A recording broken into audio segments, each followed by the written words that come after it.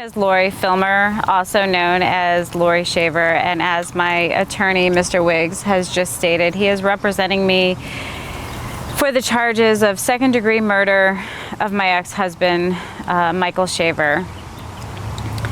I'm coming before you guys today just to let you know that we have our suspicions, but I don't know why I've been targeted, why I've been set up, or charged with this heinous crime. I am not guilty. And anybody that knows me knows that my life is my children. I am a daughter, I'm a friend, I'm a neighbor, I'm a servant of God, I'm a wife, and I am a devoted mother of 4. My life is my children. The well-being of my children has and always will be my top priority. And that is the reason that I would never cause any harm to the father of my children.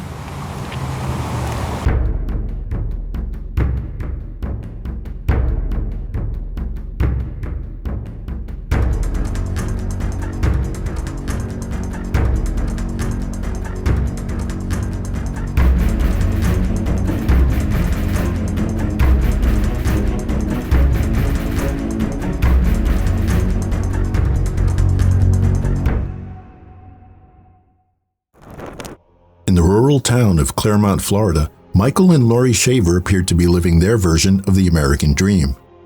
They were high school sweethearts who were married with 2 school-aged children. Michael worked as a monorail mechanic at Disney World after previously working as a commercial pilot, while Laurie did remote work for MetLife Disability.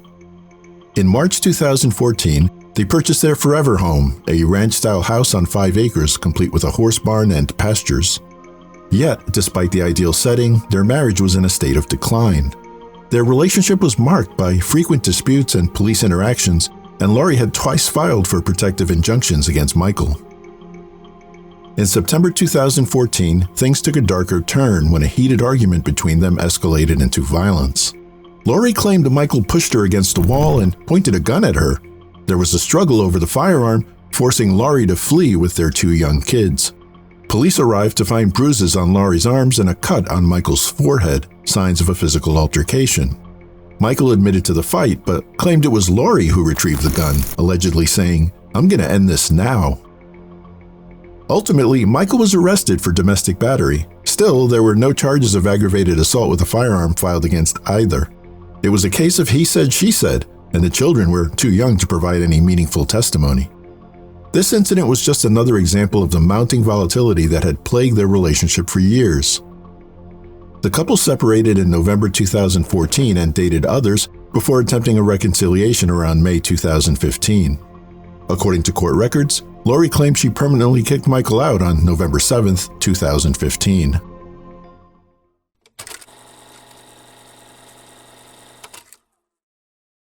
Based on her Facebook posts, Laurie remarried in late December 2016 in a backyard ceremony, and it seemed like both she and Michael had moved on. She and her new beau, Travis Filmer, had 2 children together. However, years later, suspicious circumstances caused alarm bells to start ringing for those close to Michael, most notably his childhood friend, Scott. Please state and spell your full legal name. Scott Amatuccio. Scottamatuccio. Please raise your right hand. I'll swear you in. Do you solemnly swear or affirm that any testimony you give today shall be the truth, whole truth, and nothing but the truth, so help you God? I do. Thank you. Please proceed. Did you know Michael Shaver? Yes. How did you know Michael? We were best friends. And when did you first meet Michael? It's about 2nd grade. And where were you all living at this time? In a small town, Lawrence, New York. And what about Laurie Shaver? When did you first meet her? We had all known each other since about kindergarten. We all went to the same K through 12th school. I didn't really start to hang out with her until they started to date. When did Michael and Laurie first start dating? It was about 8th grade. And specifically, were you present when they first got together? Yes, he asked her out in my bedroom. Okay. And did he make any special requests to you at that time? Yeah, he had me play Boys to Men in the background. Now, did you maintain a relationship with them after everyone graduated high school? I did. Did you see him in July of that year? I did. July 2015. Where was that? At his house. And was this the last time you ever saw him in person? It is. In February 2018, after months of failed attempts to reach Michael, Scott began digging around. He contacted friends, family, and coworkers, only to discover that no one besides Laurie had physically seen or spoken to Michael since November 7th, 2015. All contact with him had been through text or Facebook messages. It was also odd that the typically reliable Michael, in line for a promotion, had suddenly quit his job via text and left his set of professional tools behind. Responses from Michael's social media accounts, such as "leave me alone" or "don't bother me," were entirely out of character.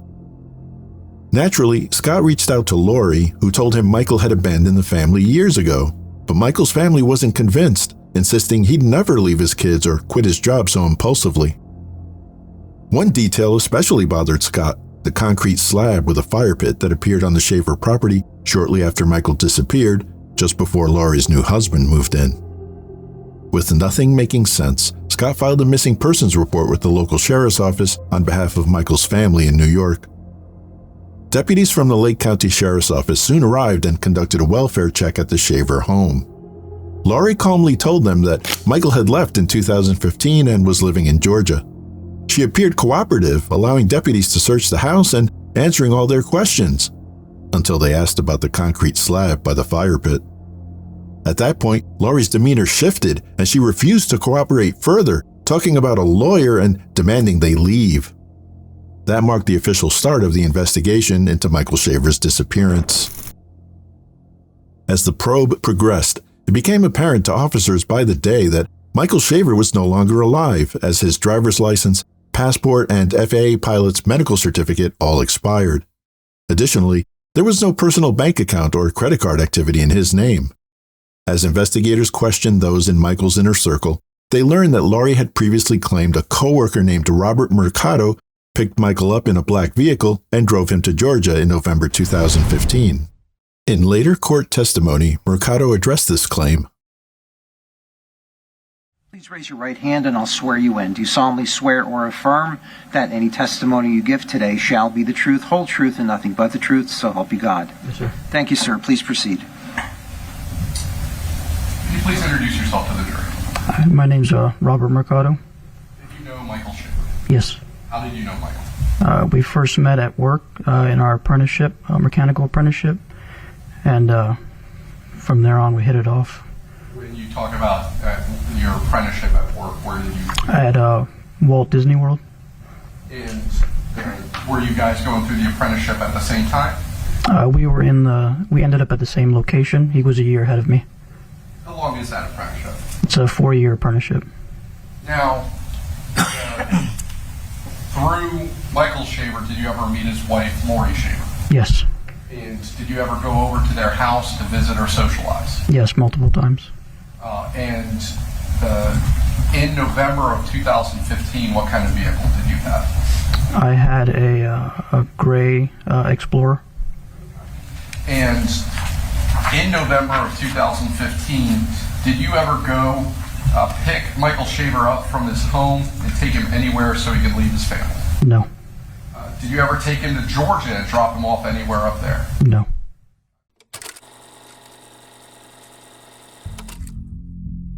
Investigators arrived at the Shaver home 3 weeks later with a search warrant zeroing in on the concrete slab. They brought cadaver dogs, ground-penetrating radar, even a backhoe to dig through the property. The cadaver dog alerted to the same spot twice, and detectives wasted no time, setting up tents and carefully working the area. Then, later in the evening, community members were startled to hear the breaking news.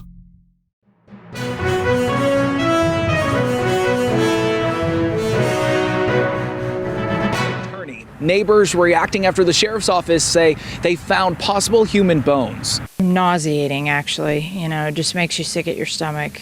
Tanya Winchester says she watched as Lake County detectives made a discovery while digging in her neighbor's backyard. I did see shortly after they made the find, I was standing in the neighbor's backyard pretty close nearby watching, and I did see that law enforcement kind of circled around the site and took off their hats, and it looked like they had said a prayer. The Lake County Sheriff's Office says after hours of searching, they began focusing their efforts around this fire pit, later revealing they believe they found what appears to be a human arm bone. The investigation starting a couple weeks ago after a friend of 36-year-old Michael Shaver contacted deputies, saying he hadn't seen Shaver since 2015. Detectives say Shaver's wife Laurie also claims to have not seen her husband in several years, but investigators were forced to get a search warrant when she refused to let them look in her backyard. Neighbors say the couple has young children who often play outside. The only thing we really care about is the kids. So we kind of had hoped that didn't get confirmed, because what do you tell a third grader, you know? Again, Lake County says they're still waiting to talk to Laurie Shaver, but they do add she is a person of interest. Investigators plan to go back out into the yard as soon as the sun comes up. In Lake County, Troy Campbell, News 6. Investigators made a chilling discovery. Buried directly beneath a section of the concrete slab, marked with the initials LF and TF, lay a human upper arm bone. Those initials, Laurie Filmer and Travis Filmer, cast an eerie shadow over the find, as if leaving a signature above a hidden grave.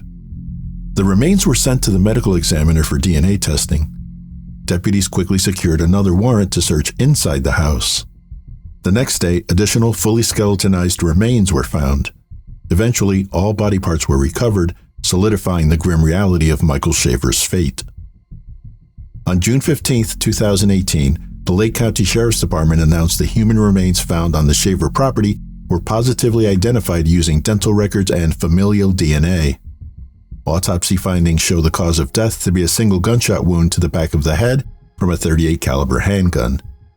Upon hearing the news, Mirt Price of Channel 9 News confronted Laurie at her home to ask a few pointed questions.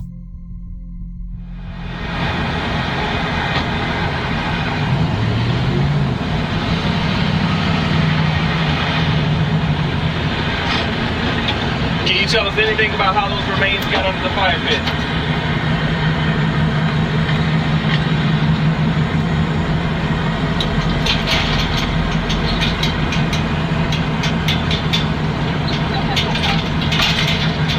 Do you have anything to say about your husband's remains being found? No, you may contact my attorney. Nothing to say about your husband's remains being found in your yard? Laurie clearly wanted no part of that conversation, but authorities were ready to make their move. In complex homicide cases like this, where direct evidence is scarce, investigators need time to build an airtight case before an arrest. They confirmed Michael's cause of death, worked to connect items found with his remains back to Laurie, and gathered enough circumstantial evidence to fill a 12-page probable cause affidavit. Finally, in September 2020, Lake County Sheriff's deputies arrested Laurie Shaver for Michael Shaver's murder.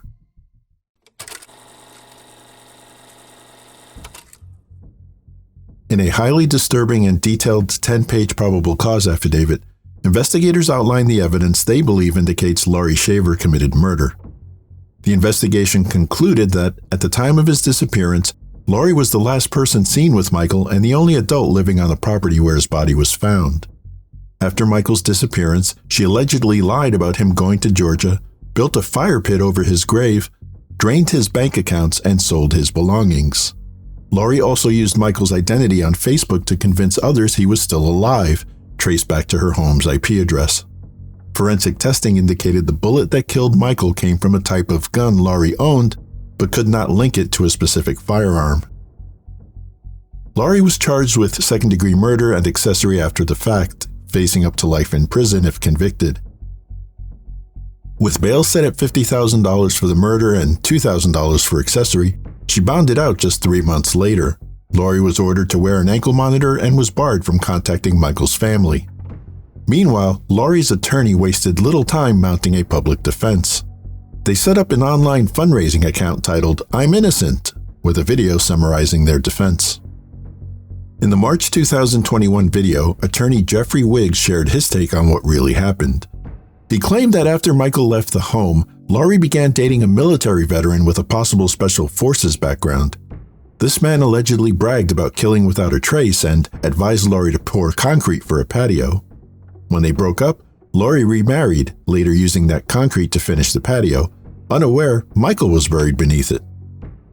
Wiggs further alleged that authorities falsified the probable cause affidavit and urged investigators to look into Jeremy Townsend and Jimmy Ballou. Confident in Laurie's innocence, Wiggs said they were ready for court. A series of motions, legal pleadings, and the COVID-19 pandemic delayed the trial for years, but shocking developments still emerged. In a dramatic twist, the defense filed a motion in May 2023 revealing an alleged confession. It's a potential big development in the case of a Lake County woman accused of killing her husband. Attorneys for Laurie Shaver filing a motion saying a 14-year-old girl has confessed to killing Michael Shaver. A request to have the girl evaluated has already been denied, and the defense is asking the judge to reconsider. The girl would have been just 7 years old when Michael Shaver was last seen alive in 2015. These startling revelations set the stage for a dramatic trial with unexpected testimony and intense moments. Key questions emerged. Who were Jeremy Townsend and Jimmy Ballou, and why were their names forwarded to law enforcement by the defense?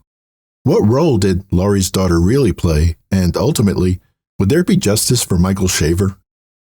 With both sides presenting vastly different narratives, it would be up to the jury to decide whether the evidence supports the claims made by either side.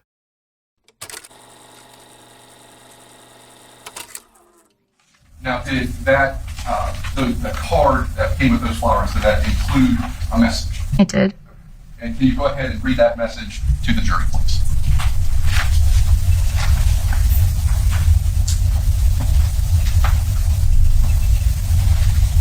That's right. Ms. Townsend, is this a difficult day for you? It is. It says, roses are red, violets are blue, my wife is a your husband is too. The clip you just viewed features testimony from Jeremy Townsend's wife regarding a greeting card she received in Michael Shaver's name that exposed an affair between Jeremy and Laurie.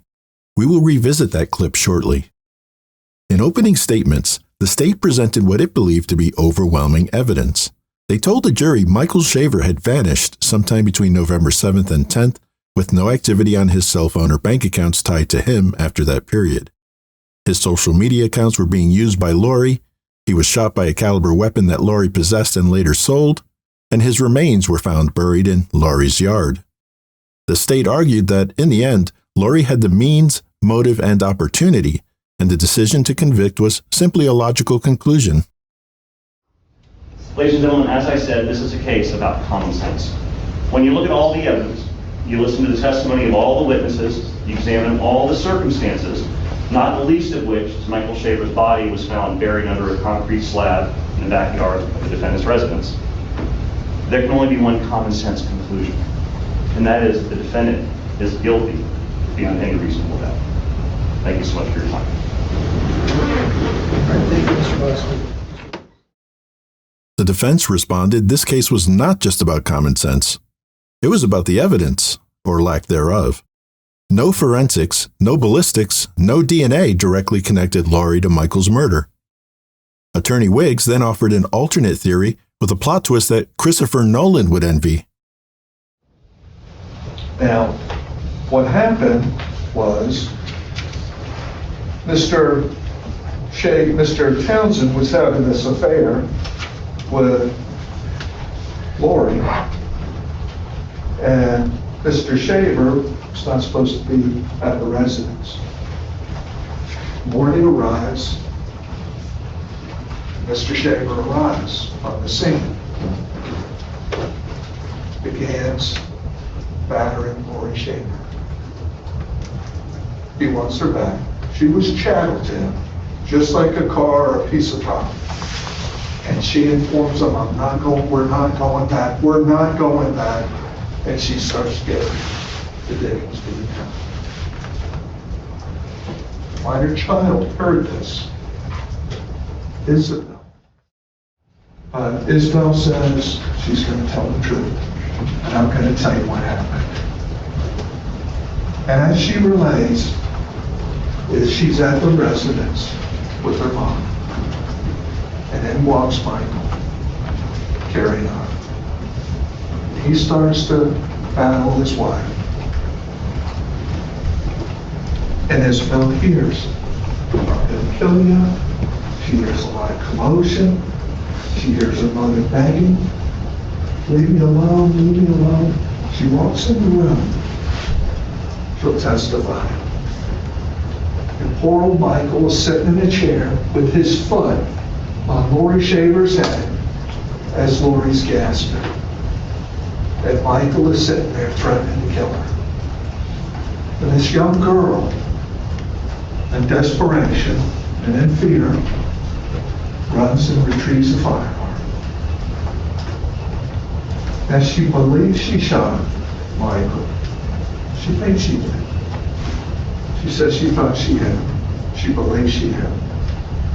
But almost simultaneously, in walks Jay. He sees what's going on. Laurie is still on the ground. Laurie has not even gotten to her feet. And Jay walks in, takes a gun from his mouth, shoots Michael Shaver in the head. Says, Laurie, get these kids out of here. I'll take care of this. Anybody says a thing about this, I'll kill you too. Laurie said, we were like deer in headlights, got into the car, I took the kids to school. Attorney Wiggs made bold claims to the jury. It was Laurie's 7-year-old daughter who shot Michael to protect her mother, and Jeremy Townsend suddenly appeared in time to finish him off. Wiggs emphasized that the soon-to-be 16-year-old was prepared to testify under oath to these events. Among the witnesses called by the state to help provide clarity was lead investigator Tamara Dale. All right, please state and spell your full legal name. Tamara Rose Dale, Tamara Rosedale. Please raise your right hand. I'll swear you in. Do you solemnly swear or affirm that any testimony you give today shall be the truth, whole truth, and nothing but the truth, so help you God? I do. Thank you. Please proceed.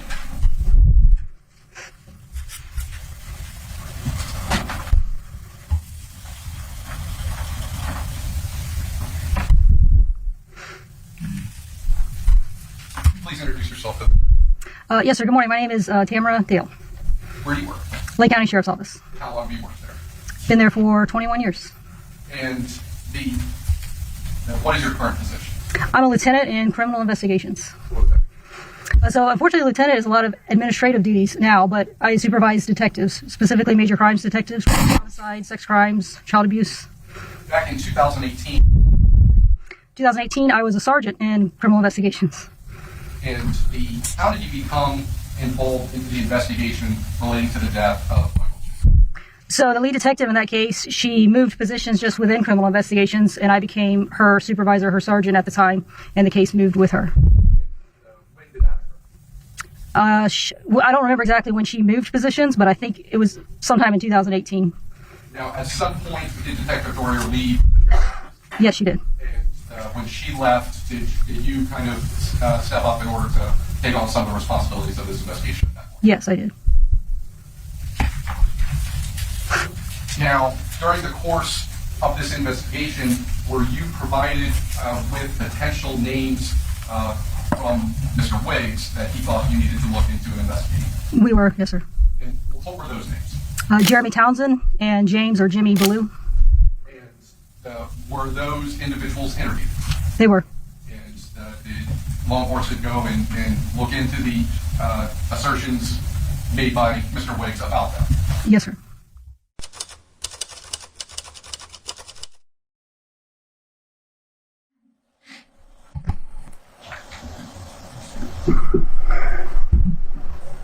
Please state and spell your full legal name. Jeremy Townsend, JEREME And please raise your right hand. I'll swear you in. Do you solemnly swear or affirm that any testimony you give today shall be the truth, whole truth, and nothing but the truth, so help you God? Okay. All right, thank you. Please proceed. Please introduce yourself to the jury. Jeremy Townsend. Townsend, couple of questions up front. Do you currently have an attorney? Yes. And when did you resign? January 2022. Prior to retaining an attorney, had you spoken with law enforcement Yes. about the matters of this case? Yes. And had you spoken with them multiple times prior to retaining an attorney? Yes. And why did you retain an attorney in this matter? When my name came out as part of this case, my wife and I felt that we would retain an attorney to help us through the process, help us understand the legal side of this. But you were willing to talk to law enforcement on multiple occasions before ever doing so? Yes. And you responded to all requests? Yes. Have you ever been in the military? Yes. And first of all, what branch? United States Army. When did you serve? Served from 1998 to 2003. And why did you leave the military? I was shot 3 times in Afghanistan and was almost killed. Was medically retired out. And the jury has seen photographs that have been shared. They were already some of them full body shots. Where were you shot? Through both my legs and one right through my side. Now, do you know Laurie Shaver? I do. How did you meet her? I met her at one of the public parks. And about when did you first meet her? September 2015. And what were you doing at the park? I had my son there. Are you married? Yes. How long have you been married? 16 years. Did she tell you about her marital status? Yes. And what did she tell you? That she was going through a divorce. Did she tell you her husband's name? Michael Shaver. Did she tell you where he was? She said that he had left with a friend in a vehicle. Okay. And when did that happen in relation to when you started this physical relationship with her? When she told me that Michael had moved out, that was November 2015. And so the time frame that you started going to the house was after that? It was the first week of December. During the course of the affair, would you exchange text messages, phone calls, and photographs? Yes. And during this time frame, what was the status of your marriage? My wife and I were not in a good place. We were kind of going back and forth if we were going to stay or get a divorce. Was there ever a time that Laurie Shaver expressed to you that she wanted you to leave your wife to be with her? Yes. And was that what you wanted? No. Did there ever come a time in February of 2016 where Laurie Shaver was upset with you about your status with your wife and your refusal to leave the marriage? Yes. And during that time frame, were there text messages about that? Yes. Showing you it's been previously been marked for identification. Going on to the next page at 10:08:45 p.m. On the bottom in the gray, what is the message that she sends to you there? Nice wedding ring. Thought you didn't wear that anymore. What is she referring to there? I had my wedding ring I had put back on. Had a picture with my wife. It was posted on Facebook. And did this cause arguments between you and Laurie Shaver? Yes. And that was in late February of 2016? Yes.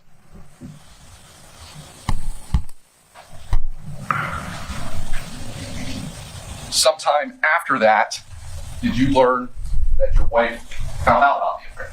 Yes. And how did that come about? My wife contacted me April 12th, 2016. She had received flowers. And then did that expose the relationship between yourself and Laurie Shaver to her? Not at first, because she asked me who Mike was. Okay. And I did not know who a Mike was. Once she checked her Facebook and seen the messages from Mike, it started to come out. And that was when? April 2016. At any point when you were over at the Shaver residence, was Michael Shaver there? No. At any point did you arrive on a scene where Michael Shaver had been shot? Say what? At any point, did you arrive at the Shaver residence or any other place where Michael Shaver had been shot? No. At any point, were you involved with any sort of altercation with Michael Shaver? No. At any point, did you shoot or injure Michael Shaver? No. At any point, were you involved with disposing of the body of Michael Shaver? No. And after the affair was exposed, what happened with your relationship with Laurie? I cut it off. Nothing from it. In the cross-examination of Jeremy Townsend, you'll see the defense using a tactic called impeachment of a witness. Their goal here is to attack the witness's credibility by highlighting any inconsistencies, contradictions, or biases in his testimony. The defense is aiming to plant enough doubt in the jury's mind to make Jeremy's testimony seem unreliable. Mr. Townsend, you were describing the relationship you had with Laurie. You're having this affair with her, correct? Correct. Okay. Tell us about this relationship. What your understanding was with Laurie Shaver. They're supposed to be friends with benefits, no strings attached. Friends with benefits. Okay.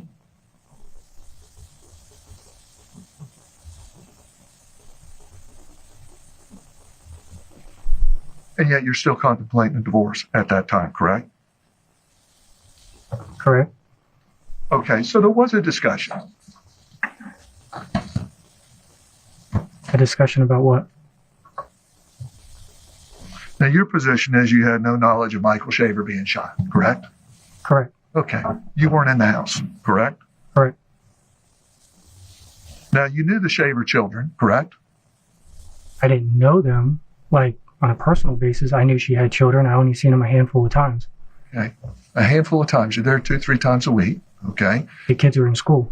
Now, you're there at their Christmas break, correct? The kids were not there. They're in school. Okay, during their Christmas break. I wasn't there during Christmas break.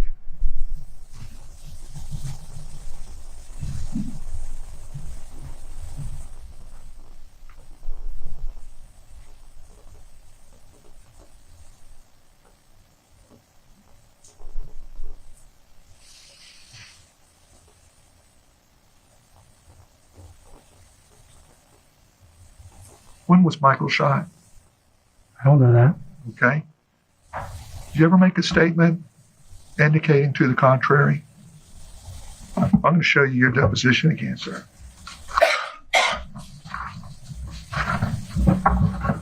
I know what I told you.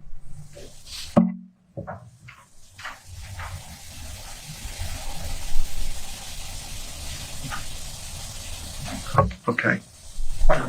Yes, sir. Page 16. I want you to read lines 3 through 7 to yourself.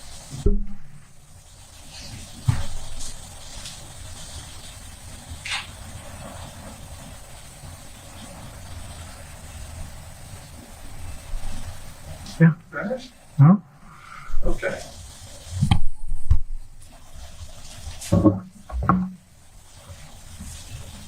Your position was, I have no evidence that I was nowhere near during the time frame or whatever happened to Michael. So now you're saying, I don't know when he was shot, but I know I wasn't around there during that time frame. Correct? So you're saying, I don't know when this man shot, but you can't pin it on me. But if you read farther, I said that... Is that what you just said? Your Honor, objection.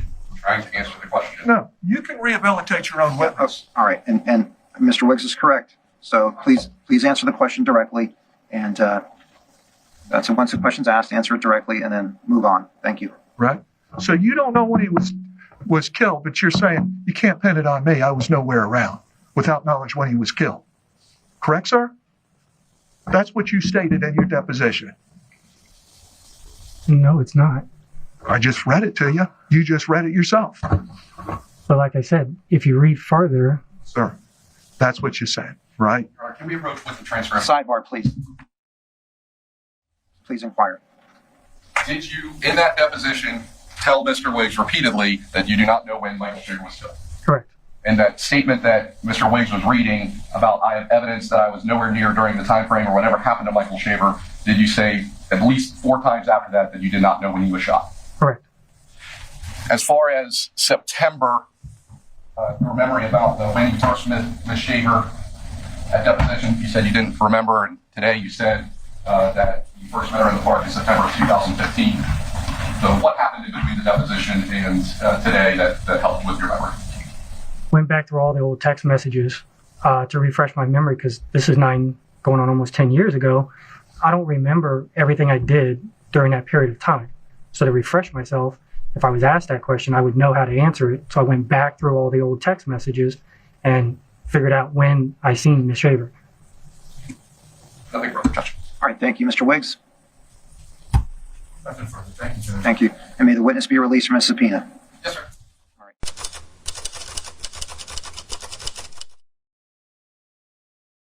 Please introduce yourself to the jury.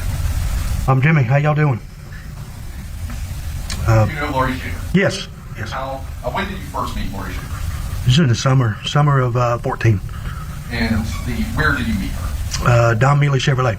And where were you working at the time? There, Don Mealy. What was your position there? Salesman. And what was the context of the meeting that you had at the Chevrolet dealership with Laurie Shaver? They were buying a truck. When you say they, who are you referring to? Her and her old man. Do you remember his name? It's Mr. Shaver. Michael Shaver? Michael Shaver, yeah. And what kind of truck was she looking at that I time? think it was Silverado, Chevy.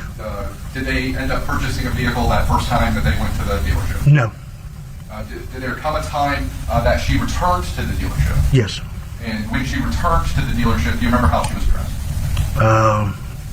Short shorts, cowboy boots on. Okay. And was her husband with her? No. And what was the purpose of her coming that second time?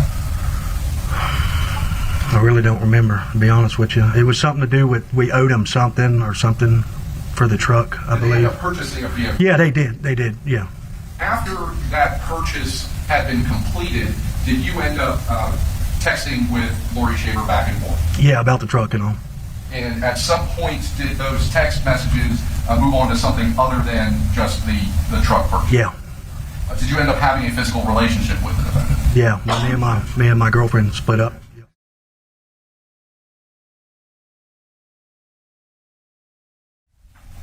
Did she want more out of this relationship than you did? Yeah. And where would the physical acts between you and Laurie Shaver occur? At her house. And what time of day would they occur? Oh, I don't know. It's been years, man. Do you remember she was working in an office or remotely at that time? She wasn't working in no office. She's just working at home. And when was the last time that you had any contact with either Laurie Shaver or Michael Shaver? It was before the summer was up, so it was. I only was probably a month and a half. Probably, I'd say June, July. I guess July or August would have been in 2014 was the last contact. After the relationship between you and Laurie Shaver ended in 2014, yeah. Was there a time frame that Michael Shaver actually reached out to you to ask for help with something? Probably about a month later, if not right close to it, he called me and said, Laurie's trying to kill herself or she's trying to do something like that. And I said... All right. Sustained. Without getting into anything. Okay. He reached out and asked for help. Yeah, and I told him that's between y'all. And did you have any contact with either of them after that? No. Have you ever gone back over to the Shaver residence after that? No. Nothing further. Thank you, Mr.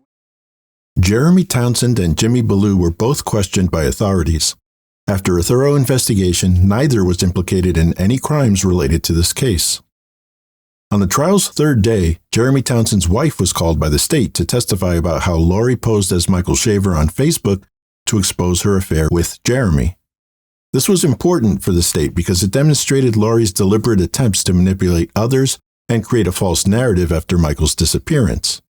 By showing that Laurie was willing to impersonate Michael online, the state aimed to establish a pattern of deception, suggesting she was trying to cover up Michael's death and maintain control over the situation. Additionally, this testimony would further support the argument that Laurie had something to hide.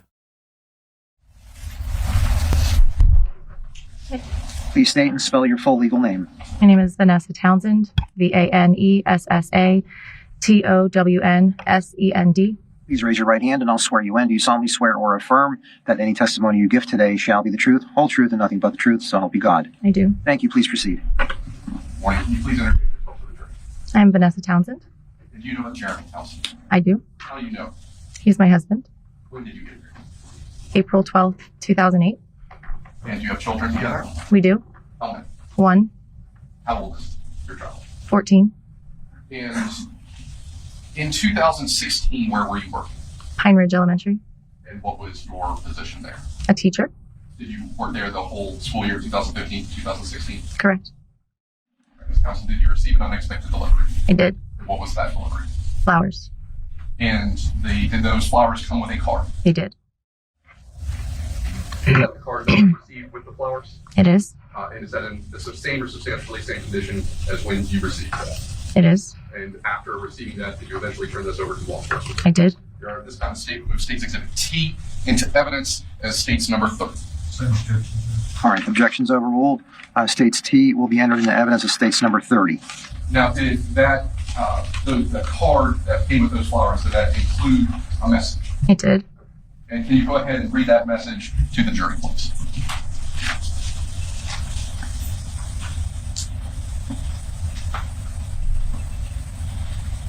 Great. Sorry. Ms. Council, is this a difficult day for you? It is. It says, roses are red, violets are blue. My wife is a your husband is too. Sorry about this. Check your Facebook message. We need to talk. Mike. Now, up until this point, had you ever had any interactions with this particular Mike or a Michael Shaver? No. Up until this point, had you noticed any messages from a Facebook profile identified as Michael Shaver prior to receiving those flowers? No. Up until this point, did you have any knowledge or that your husband was potentially having an affair? No. When did you receive that card and those flowers? In April 11th, 2016. In the time frame leading up to you receiving those flowers, was there ever any time that your husband was sleeping anywhere other than the home, which would have given you concerns that he was having some sort of extramarital affair? Sleeping elsewhere? Yes. No. So you always came home at night, he was always around? Yes.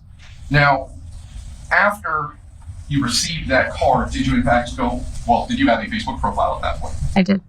And after receiving that card and that message, did you go onto your Facebook profile and realize that there had been either a friend request or some sort of messages from Michael Shaver's Facebook account? I did. And once you saw that request had come in and those messages had come in, what did you do specifically as it relates to Facebook? I contacted the person back. Did you accept this friend request to be able to look at these messages? I did. And did you go through the messages that had been sent to you up until the point that you had received those flowers? Yes. During the time frame that you were corresponding with the individual utilizing the Michael Shaver Facebook account, did they encourage you to get a divorce? Yes, they did. Did they make any offers to you in relation to that? I don't know what you mean offers, I'm sorry. Did they bring up matters of a divorce attorney?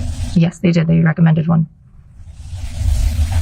Now, ultimately, when you got this information, did you confront your husband about it? I did.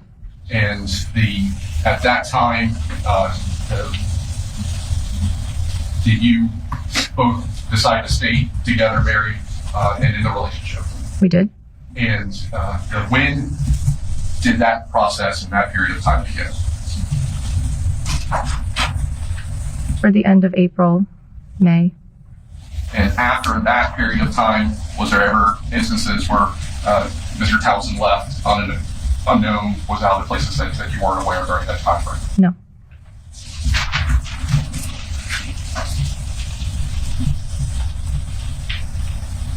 No further questions at this time. All right, Mr. Wiggs. I don't have any questions. Thank you. Okay, did the witness be released from her subpoena? Yes, sir. Thank you for appearing today. You're released from further. Travis Filmer, Laurie's current husband, was also called to testify, and he had plenty to answer for. The jury was curious. What did he know about Michael's disappearance? Did he question Laurie about the body buried in their backyard? And what was up with the so-called wedding on New Year's Eve of 2016? Authorities couldn't find any legal records of Laurie ever divorcing Michael. This quick remarriage, occurring about a year after Michael vanished, may suggest to the jury that Laurie had already moved on and intended to start a new life with Travis and could imply motive. The questions loomed large, and Travis was right at the center of it all. Morning, please introduce yourself to the jury. Hi, my name is Travis. I'm Laurie's husband. And are you a convicted felon? Correct. How many times have you been convicted of felony? I have 2 charges against me. 2 convictions. Would it help refresh your recollection of that if I showed you your judgment, sir? Sure.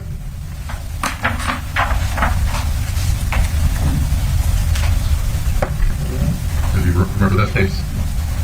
Yes. Yes. One felony there? Yep.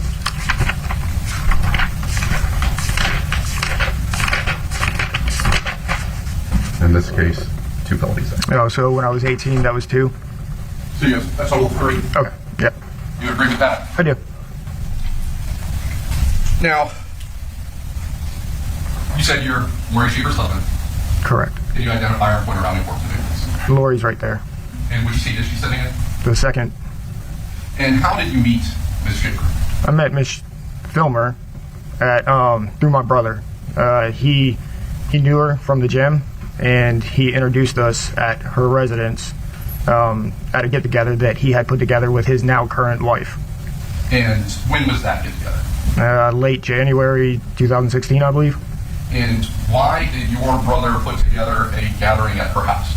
He said it was something for work, a get-together for work. Were you aware of any time that either your brother or his now wife was living at the Shaver's residence? At that time, no. When did they live there? I think his wife was there. She was there sometime before that, I guess. Okay, so she was living there before that time frame in 2016? Correct. And when did you and Ms. Shaver start dating? Late May of 2016. So between January and May, what was your relationship at that time? We didn't have one. Did you communicate, text, phone, anything like that? We had a few conversations here and there, but we didn't. I was in a relationship. She made it very clear to me the first night that we met that she was in a relationship, so we didn't communicate. And at the time that you started dating, had she ever told you what her marital status was? No, sir. Had she ever told you that she was single but she had been previously divorced? She told me that she was in a relationship with a gentleman, but at that time never got into any marital status. Do you remember giving a deposition in this case? I do. Do you remember saying anything different about what her representations of her marital status was at that time? At the time that we first met? I'm talking about when you started dating her. Did she ever talk about her marital status? No. Okay. Do you remember giving that deposition? I remember having a deposition, correct. I'm going to go ahead and refer to page 4, line 25, Mr. Williams, showing you a copy of that deposition.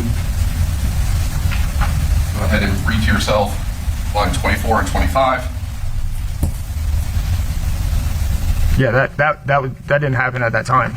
Had she ever told you that she was divorced? Yes, sir. All right. What was her ex-husband's name then? Michael.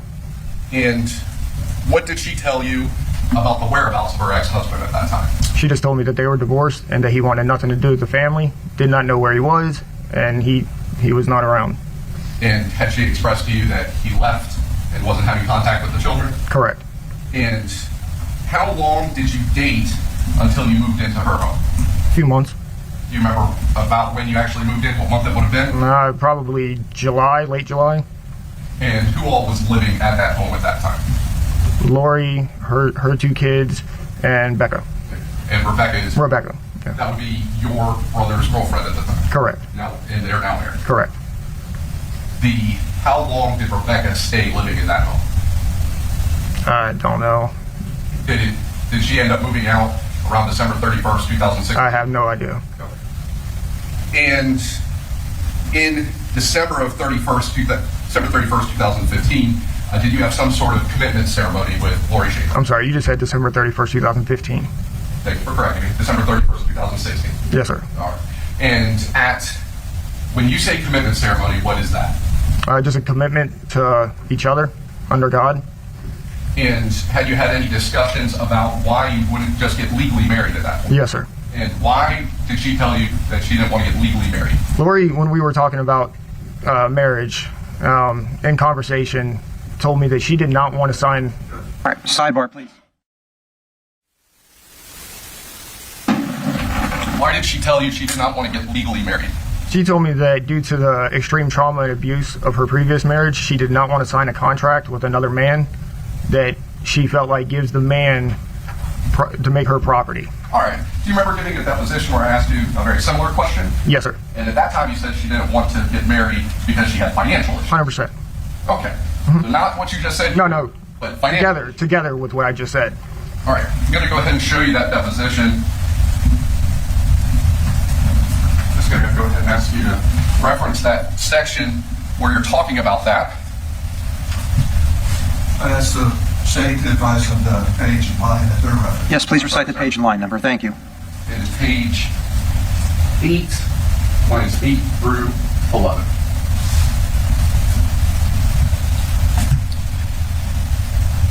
Mr. Filler, you had an opportunity to review that? Yes, sir. And at that time, you did not say anything about the violence, it was about financial issues? I did not. Okay.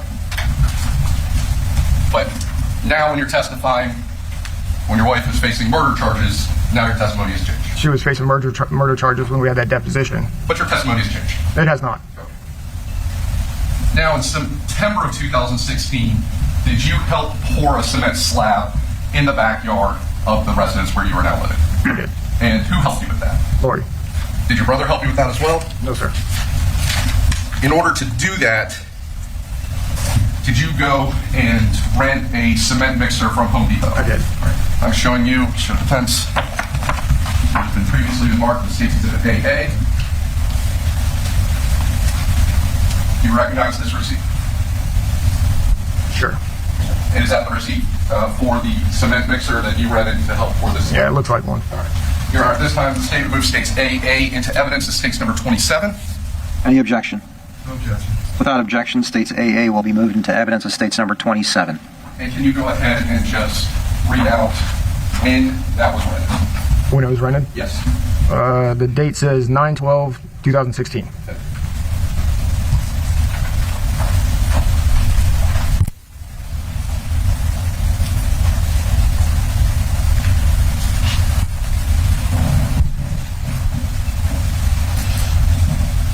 At that commitment ceremony that you referenced in December of 2016, what was Laurie wearing? A white dress. And did someone escort her to where you were? Yes, I'm trying to remember who that was. Was it your grandfather? Yes, sir, it was. Was there basically some sort of official there doing the proceeding? Correct. For anyone looking at this would look like a wedding. 100%. And had you represented to everyone that you were getting married at that time? No. Okay, so no one thought that this was a wedding? No. The wedding that you referred to, that was in, what year was that? That would have been December 31st, 2016, sorry. And had that been you were a guest at that? Yeah, because we were, the next day, we were moving into, Austin and I and Kendall were moving into our new home. Had that event been represented to you to, in fact, be a wedding? Yes, it was. And she was in a white dress? Yeah, when I had come back from signing our lease and everything, she was already in her dress. There was a wedding cake? There was a wedding cake, yep, a dress. Everyone there thought that Travis and Laurie were being married at that time? For sure. Okay, perfect. Now, in 2018, law enforcement responds to your home, and eventually skeletal remains are found in your backyard. You remember that? I do. And at that time, did you ask Ms. Shaver how that body got back? I did not. So this person that you were in this committed relationship with, that had told you that her husband had just left, just had no contact with the kids, there's a body found in the backyard, and you don't ask her a single question? That's not exactly what happened. Laurie called me on the day that the detective showed up at the house. I was at work. I had just gotten off work, and she called me, sobbing, crying, and I asked her what was wrong. She proceeded to tell me that detectives had shown up at the house, and they were asking about Michael. She then told me that they had left. I told her I will be home shortly. I worked real close to where we were living, and I got home, walked in the house. As soon as I walked in the house, a detective knocked on the door. He proceeded to ask me if I knew anything about Michael. I said, no, I've never met him. I couldn't even tell you what he looks like if you showed me a picture. in which detectives did show me a picture. I was like, okay. They just told me, we'll be in touch, and that was that. I walked back in the house. I told Laurie, I said, it looks like something serious is going on. You need to get an attorney. But specifically, you did not ask her anything about the fact that that body was from the backyard. Correct.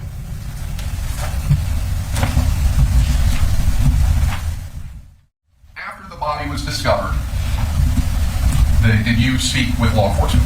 I had multiple conversations with law enforcement.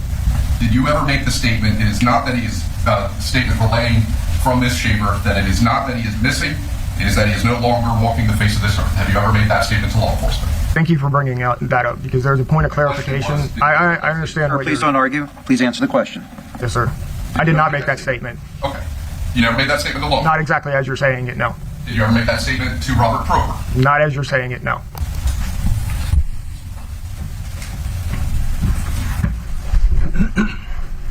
All right, please state and spell your full legal name. My name is Robert Proper. Robert, R-O-B-E-R-T, Proper, P-R-O-P-E-R. Please raise your right hand. I'll swear you in. Do you solemnly swear or affirm that any testimony you give today shall be the truth, whole truth, and nothing but the truth, so help you God? I do. Thank you. Please proceed. Did Mr. Culver make a statement that he said represented from Laurie Shaver? Yes. Yes. What was that? We were discussing Mr. Shaver's disappearance, and he made the statement basically that it wasn't a matter of he was missing, he was no longer walking the earth. Nothing further, Judge. And who is Robert Prober? He's somebody that I have done work for. Is he a friend of yours? No, sir. Have you known him for a long time? I have known of him for a long time. You have no issues with him, though? I do not. You are now officially married to Ms. Shaver, correct? Correct. When did that occur? 2020. Do you have any children with her? I do. How many? 2. What are their names? Has your relationship with your brother and your family changed in any way since you started a relationship with Ms. Shaver? Not since I started a relationship with her, since this investigation started. Has there ever been a time where Ms. Shaver used your phone to text your brother where she was acting as if she was you? Not to my knowledge. Have you ever told anyone that she did that? No. Nothing further, Judge. Mr. Wiggs? Detectives conducted a thorough investigation into Travis Filmer and ultimately cleared him of any involvement. But the real twist came when Laurie's now 15-year-old daughter took the stand. The defense was counting on her testimony to introduce just enough reasonable doubt about Laurie's direct role in the murder. During direct examination, Laurie's daughter delivered jaw-dropping testimony. She claimed this is how it all unfolded. She walked into the living room to find Michael, whom she hadn't seen in 6 months, in the middle of a violent altercation with Laurie. According to her, Michael had his foot on Laurie's head and was threatening to kill her. Terrified, she grabbed a gun and shot him. She watched as he collapsed onto the couch and began seizing. Then, she said Jeremy Townsend suddenly appeared, grabbed the gun, and shot Michael again before threatening to kill anyone who spoke about it. In a statement, Laurie claimed her priority was getting the kids out of the house. That's why she didn't call 911. Instead, she took her kids to school after the killing, with her younger son completely unaware of what had just occurred. When she returned from what she described as a very brief trip, the entire scene had mysteriously been cleaned, Michael's body was gone, and later buried without anyone noticing. Lieutenant Tamara Dale was then asked whether law enforcement had been informed of these claims during their investigation. During the time frame that Mr. Wiggs provided you with information relating to names he thought you needed to investigate, did he give you any information regarding Isabel Shaver? No, sir. And at some point after Laurie Shaver's arrest, did you interview Isabel Shaver? Yes, I did. And at that time, how old was she? It was in 2018, and she had just had a birthday, so I think she had just turned 12 a few days earlier. And in the course of your training experience, have you had training about how to interview children? Yes, sir. And that's an important skill involved with, obviously, child sex investigations. Have you ever participated in those? I have, yes, sir. And you also interviewed at the Child Advocacy Center. Yes, sir. And what is the child advocacy center? So it's a place where child victims or witnesses can be interviewed in a very friendly, child-friendly setting by people whose only job it is to interview kids and talk to them, get information, useful information, truthful information, but without re-traumatizing them in any way. And the setting is completely, like I said, child-friendly. They sit on couches, they have toys they can play with, there's cartoons in the waiting room. So basically, completely the opposite as than us taking them to the sheriff's office and putting them in one of our waiting rooms. But to clarify, when you interviewed Isabel Shaver, where did that occur? That was at their house. And did I say I interviewed her in 2018? When did you interview her? I interviewed her in 2020. If I got the year wrong, I'm sorry. I might have been. But that was not done at the sheriff's office. That was No, that was at her house. Yes, sir. Now, not getting into any specific things that she said at that time, did she bring up anything related to her involvement or Jeremy Townsend's involvement that required further investigation by the sheriff's office at the time she gave either of those interviews? No, sir. Are you aware that there have been discussions through Mr. Wiggs about Isabel Shaver's involvement in this case since the time that you would have interviewed her in the child advocacy interview her? Yes, I am aware. At the point that those statements came forward, were charges already pending against Laurie Shaver? Yes. And the any other talking of witnesses would be done through the state attorney's office at that point? Correct. And Miss Isabel Shaver, are you aware, was deposed through the course of this pending case? Yes, sir, I'm aware of that. The state's attorney wasted no time dismissing Isabel's testimony, calling it patently false. The prosecutor urged the jury to ask themselves why the defense would present such an outlandish story. The only logical conclusion, the state argued, was that this narrative was crafted to cover up the truth, that the defendant, not anyone else, had coldly murdered Michael Shaver. And with that, the defense called their final witness to the stand, the accused, Laurie Shaver. Ms. Shaver, please have a seat at the witness stand. Please make yourself comfortable. Let me know when you're ready to proceed.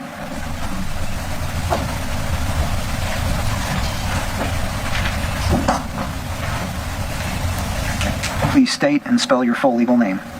Laurie Filmer, LaurieFilmer. Okay. Please raise your right hand. Do you solemnly swear or affirm that any testimony you give today shall be the truth, the whole truth, and nothing but the truth, so help you God? I do. All right. Thank you. Please proceed. Thank you. Ms. Filmer, would you state your name for the record, please? Laurie Filmer, previously known as Laurie Shaver. Big day in your life, isn't it? Big week.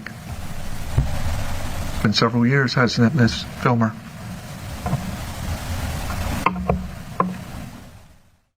So there did come a point in time when you were later with Jeremy, correct? So that's later in time, correct, to those events? Yeah, it was a couple months later. Like I said, school had just started. I had went to school without dropping the kids off, whatever. I had marks on my face. Jeremy noticed. He sent me a message. I started talking to him. Obviously talking to him reassuring me. He was saying all the right things. I kind of fell for it. I'm not denying that. I did. It was nice, right? Because now I'm back into solid ground. Yeah. And it wasn't working. And I'm like, I'm right back into it. So my birthday, Jeremy and I had talked about plans to go out shopping, going to the movies, going to Hurricanes. You know, just hanging out for the day while the kids were in school. Awesome. Mike was still in the house at that time. And I had told him that I had just wanted to go out for the day, go shopping, get my nails done, whatever. And he absolutely refused. So I threw a fit. As I was walking away from him, he had given me my birthday presents. As I was walking away, he threw a... Let's not talk about specific events, okay? Let's stay on the factual area of those events, okay? But there was an altercation arising out of that confrontation, correct? Mm-hmm. Okay. And so eventually, I take it, Michael's out of the house at a period of time, okay? So I kicked him out, I think it was November 10th. So when we moved, once the body was found, I I lost my job. Travis was a youth leader at the time. He started working for a grant company. Finances had gotten really tight. We found a home that we could afford. We got the cameras, and Jeremy was caught on those cameras on a couple occasions going by.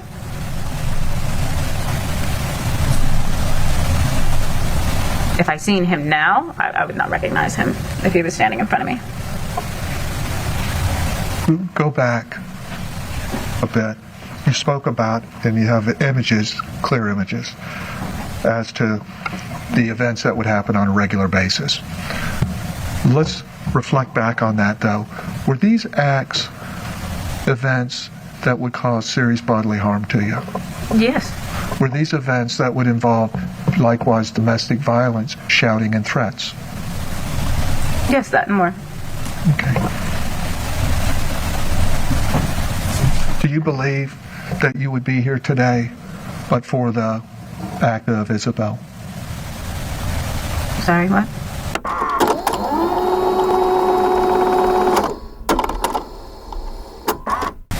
Do you believe that you would be here today but for the act of Isabel?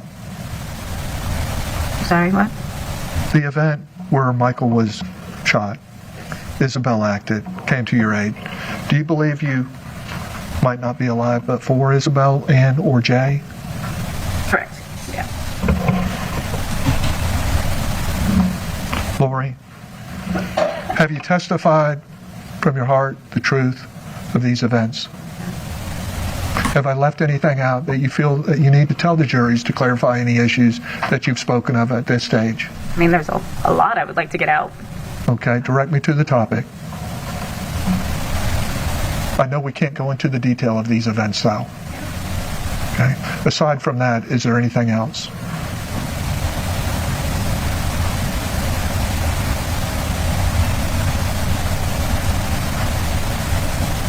Michael had a lot of anger. No, please. Sustained. Well, we've spoken about Yes. emotional attitude, Correct. but we can't get really I know. events that we've spoken. Objection, Your Honor. This isn't a question. All right, No, I'm sustained. just correcting her so you don't go down that path. Yes, sir. All right.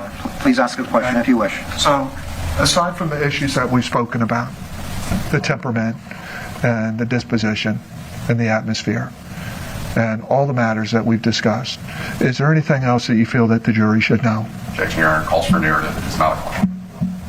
Sustained. Please ask a specific Okay. question if you wish. Is there a topic that we have not discussed? No, nothing that I'm going to be able to talk about at this time. All right. Thank you, Judge. Yes, sir. As expected, Attorney Griggs stayed away from asking Laurie Shaver for specifics about what led to Michael's death. By avoiding those details, Griggs aimed to limit any inconsistencies or contradictions the prosecution could leverage during cross. Now, it's up to the state to capitalize on the risk of putting Laurie on the stand, challenging her credibility and actions to drive home their argument that she's guilty beyond a reasonable doubt. All right. State, you may proceed.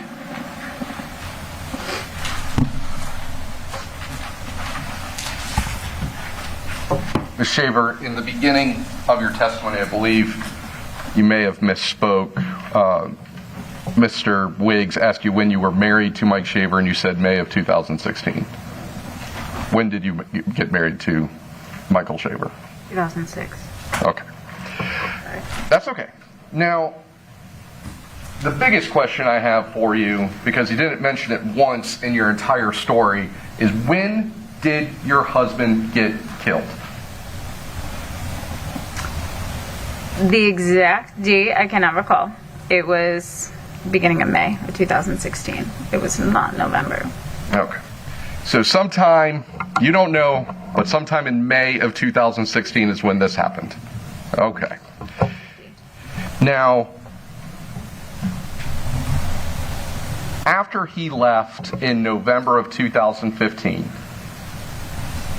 Okay. You got it straight now? Okay. After he left in November of 2015, was this incident, which ultimately led to his death, the first time that he came back? Yes, it was. Okay. So, then in August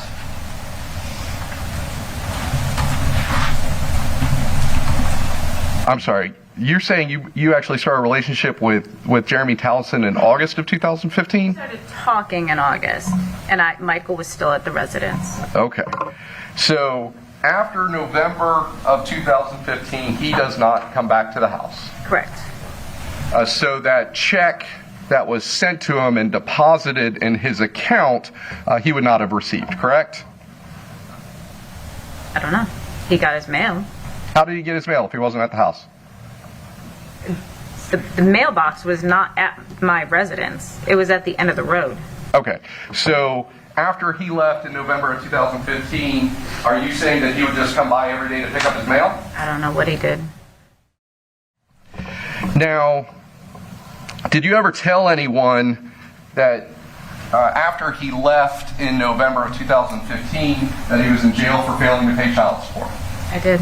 That wasn't true, correct? No, it was not. That was an old manager that I had a relationship with way back when, and he had moved back from Connecticut to Florida and was reaching out to me, and he was curious. That's Ramin, correct? Correct. And that, when you say relationship, that's another affair, correct? Correct. But you told him that Mike was in jail for failing to pay child support and his license was suspended, correct? I gave him my personal information, and he was asking about that because... Okay, wait, hold on one second. How is Mike being in jail your personal information?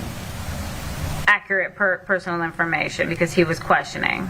Because prior to that, there was conversations where Michael had threatened once again, after finding out, to kill me. All right. So when you told your manager that you had a prior affair with that Mike was in jail, that was a lie. Yes. When law enforcement came and asked you about the whereabouts of your husband, you were not truthful with them, correct? I didn't know where he went. You know what happened to him, correct? All right. You didn't tell him that, correct? The Walmart purchase that was on your husband's bank account, you did that, correct? I don't recall doing that.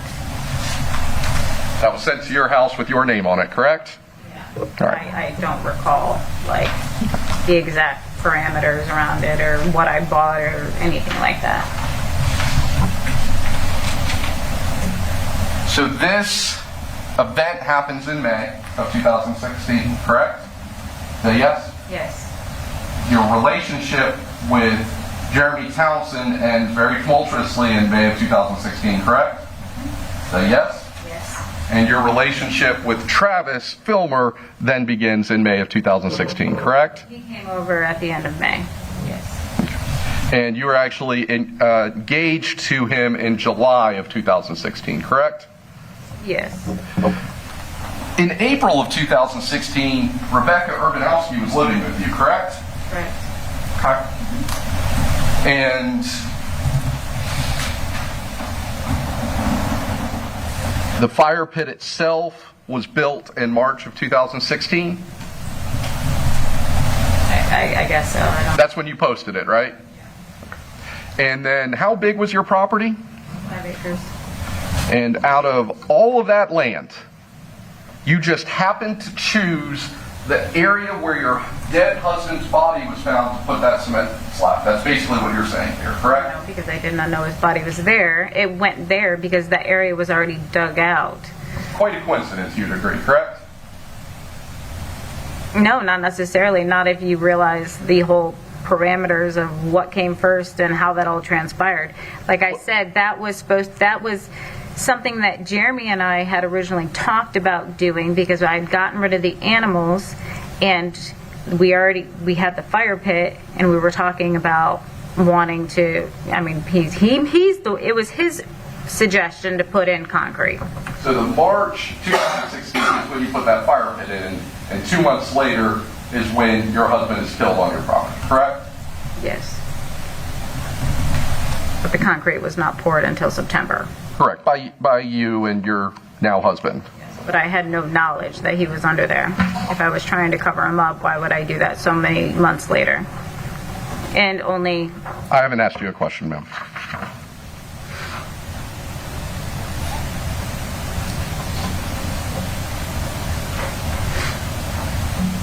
So, the incident that led to your husband's death, your husband had not been around for months, correct? Correct. And he just happens to show up sometime in May of 2016, correct? Not just happened. That was pretty typical of him being gone for months and then showing up and us getting back together. Okay. That was... And then during that time frame, this was sometime before you were going to take your kids to school, correct? Yes, it was. He was out on the porch when I went. How was he dressed? Shorts, t-shirt, sneakers. Okay. And an argument between the two of you starts. Yes, I went outside. I got the kids settled and I went outside to talk to him. How old was your daughter at this point? 7. And is there a reason why you never taught your daughter how to dial 911? I mean, we just had cell phones. We didn't have a landline. She knew how to dial 911, but like I said, I had my cell phone on me. The security system that we had, she would have not have been able to reach. It was above the keys where the door was. Well, when she said, I didn't know how to call 911, I'm asking why you wouldn't have taught her. I did teach her how to call 911, but she didn't have a phone. Okay. Now, your testimony is that she shot him, correct? Yes. And at that point, that you were able to get out from underneath Mr. Shaver, correct? I did not crawl away until he was falling to the ground. After she shot him, I was still looking at her, like, still comprehending everything that was happening. I wasn't 2 yet because he had his foot on my face, smushing it into the ground. It took me, I mean, it wasn't that long, but it took me a little bit to kind of comprehend what was occurring. And certainly didn't get up after being shot, correct? He certainly didn't get up out of the chair after being shot, correct? No, not until, no. After the second shot, he fell forward. The first shot, he sat in the chair.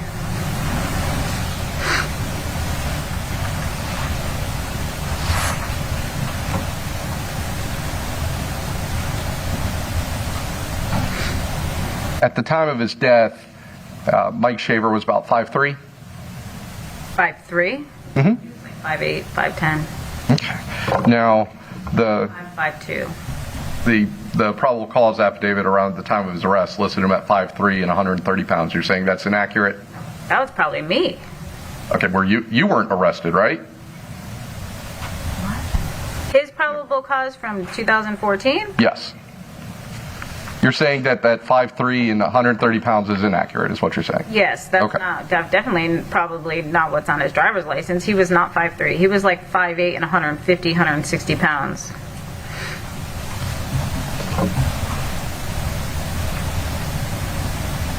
I was 5'2" and 115, 20. When Mike left, he left his vehicle, correct? You're talking about the black car. No, I'm talking about he had a vehicle and he left it behind, correct? His black car had been sitting there for a while. He had a bent rim and the air in the tire could not stay inflated. So he was driving my truck back and forth to work. Right. My question was, when he left and moved out, he left his car, correct? He did. And he left everything that he had that had any sort of value that could be sold, correct? His guns, he took his stuff, tools, yes. his ATV, left all that behind. All the tools that were in the shed were of no use to him. They were like old tools and stuff like that, and it wasn't an ATV. My question was, he left the stuff behind, stuff that he could have sold, correct? Correct. He stopped going to work and lost his job because of it, correct? I was not aware of that at that time. So he lost his ability to make any money, correct? I was not aware of that at that time. Prior to November of 2015, he would call you using the phone frequently, correct? Yes, because he was back in the house and we were trying to work things out. After November of 2015, there is absolutely no calls to you after that November 7th, 2015, correct? I don't recall. There's not a single call to you, to the children, anything, correct? I don't recall. There's no activity on his bank other than withdrawals from the ATM in Claremont where you live, correct? I wouldn't know that. November 2015, he just vanishes off the face of the earth. No one can account for him, correct? I don't believe that's true. But you've definitely not had any contact with him in any ways until he shows up someday, which you do not know, in May of 2016 when this incident occurs, correct? No, he showed up prior to May. At my property, but he was already causing trouble prior to that, which fits within his history of doing this. My question to you previously was, after you kicked him out in November of 2015, and prior to him coming up the day that he was killed, I asked you, did he ever have any contact with you? You said no, correct? Not physically, correct. But calls and stuff like that, yes. Calls? Texts, his threats, stuff like that. You saw the phone records, which show absolutely no calls from him messages, after November 7th, correct? Let her answer the question, please.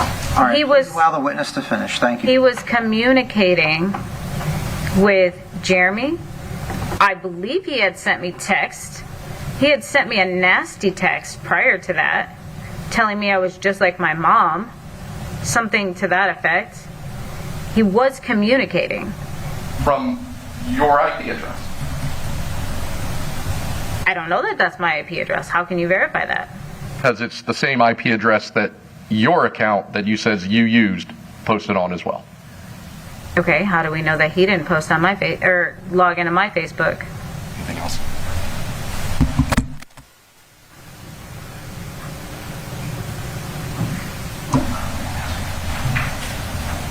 So what vehicle, the day that he showed up in May of 2016, what vehicle did you use to get to your house that day? I don't know. What vehicle was in your yard that you didn't recognize that day? In May? Yes. So he just walked? I don't know. He just showed up without a vehicle in your house on the back porch? I was not paying attention to that. Nothing further, Judge. Thank you, Mr. Wiggs. I don't have anything. Thank you, Judge. All right. Yes, sir. Thank you. You may step down from the witness stand.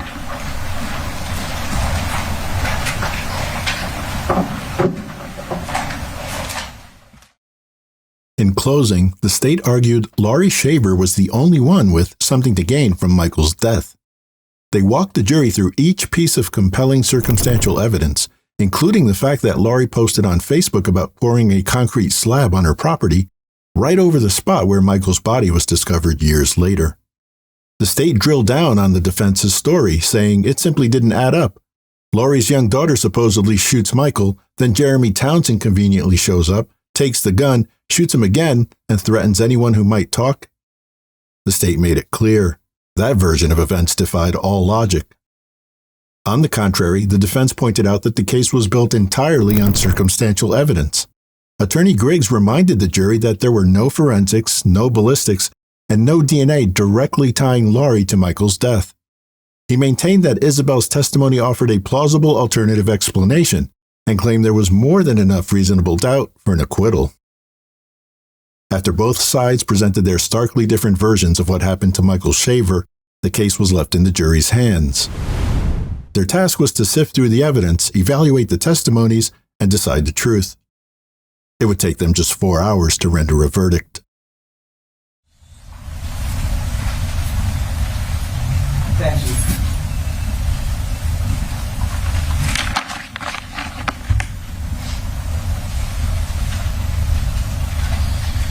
All right, after having reviewed both verdict forms, the court finds that there are no errors or omissions in the filling out of the verdict forms. Madam Clerk, please publish the verdict. In the Circuit Court of the 5th Judicial Circuit of the State of Florida in and for Lake County, the State of Florida versus Laurie Shaver, case number 2020 CF 2361. Verdict as to count 1. We, the jury, find as follows as to count 1 of the charge. The defendant is guilty of second-degree murder. Was the defendant in actual possession of a firearm? Yes. Did the defendant discharge a firearm? Yes. Did the discharge cause great bodily harm? Yes. So say we all, dated this 13th day of September 2024, Mercy Langley, foreperson. Verdict as to count 2. We, the jury, find as follows as to count 2 of the charge. The defendant is not guilty. So say we all, dated this 13th day of September 2024, Mercy Langley, foreperson. Does counsel for either the state or the defendant wish to have the jury polled? Yes, does, Judge. Judge, at this time we move, obviously, for Warren Tennis motion for supersedious bond. Renew our motion for judgment of acquittal, notwithstanding the verdict. All previous grounds stated and asserted. The motion for supersedious bond is denied, and the motion for judgment of acquittal is respectfully denied. Yes. Is your client, is Ms. Shaver entitled to a PSI? Okay. All right, Ms. Shaver, please stand. Based on the verdict of the jury finding you guilty of the offense of murder in the second degree with a firearm, as charged in the information filed against you in criminal case number 20 CF 2361, this court does hereby adjudicate you guilty of that offense and remand you to the custody of the sheriff pending receipt by the court of a pre-sentence investigation report by the Florida Parole and Probation Commission. You will be remanded now to the Lake County Jail.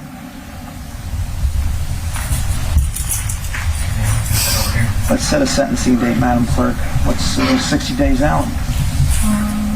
Let me get with Margie real fast. Okay. So she can... I don't know if she, I think she left. She left. Yes, ma'am. Okay. What's the... prints and DNA will be ordered.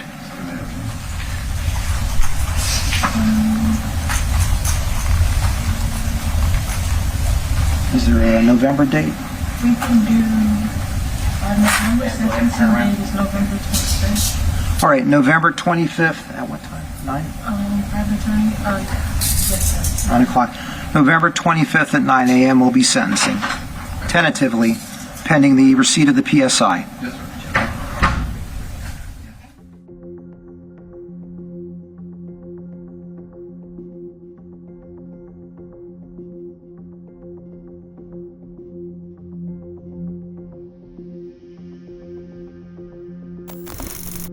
The Shaver story started with love, family, and dreams for the future.